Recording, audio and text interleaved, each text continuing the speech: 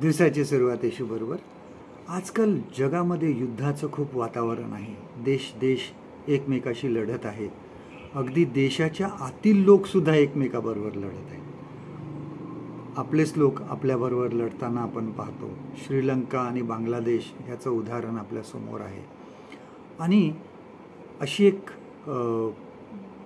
कुठेतरी माहिती मी वाचलेली की ज्यावेळेस दुसरं महायुद्ध चालू होतं त्यावेळेस इंग्लंडला खूप नुकसान सहन करावं लागलं आणि बॉम्ब हल्ल्यामुळे इंग्लंडमधल्या पुष्कळ इमारती कोसळून गेल्या आणि रस्त्यावर माती, सिमेंट आणि विटा आणि काचा ह्याचा अगदी खच पडायचा आणि अशा प्रकारे खूप त्या ठिकाणी नुकसान झालं. परंतु आश्चर्याची एक गोष्ट अशी सांगतात की त्या ठिकाणी एका इमारतीला काहीही झालं नव्हतं आणि ती इमारत होती बायबल सोसायटीचं इमारत होती ती, ज्या ठिकाणी देवाचं वचन छापलं जायचं.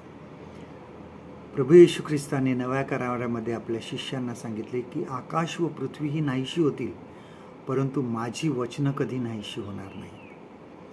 शेवटच्या दिवसासाठी दिवस कसे असतील हे ज्यावेळेस तो शिष्यांना सांगत होता त्यावेळेस तो सांगत होता की दिवस कठीण येणार आहेत, परंतु माझं वचन सदा सर्व काळ राहणार आहे.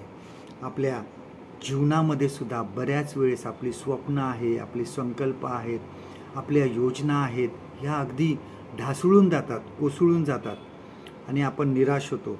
परंतु जे देवाची आशा धरून राहतात ते टिकून राहतात, ते विश्वासामध्ये भक्कम राहतात. आपल्याला आलेल्या संकटाचा अनुभव आपण कशा प्रकारे करतो ही एक वाईट गोष्ट आहे.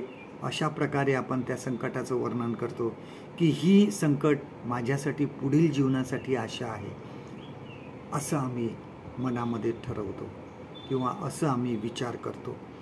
देव आम्हाला लक्षात घ्या कधीही एकटं सोडणार नाही. त्याचे वचन जे आहे ते प्रत्येक वेळेस आम्हाला धीर देतं. ह्या अस्थिर जीवनामध्ये देवावर भरोसा ठेवा. आजचं देवाचं वचन हे आहे आपल्यासाठी आज मत्ते शुभवर्तमान ह्याचे 24वा अध्याय 35वा वचन. Gospel of Matthew chapter 24 and वर्स 35. आकाश व पृथ्वी नाहीशी होतील, परंतु माझी वचने नाहीशी होणारच नाही. परमेश्वर करो आजचा दिवस तुमचा आशीर्वादित करो.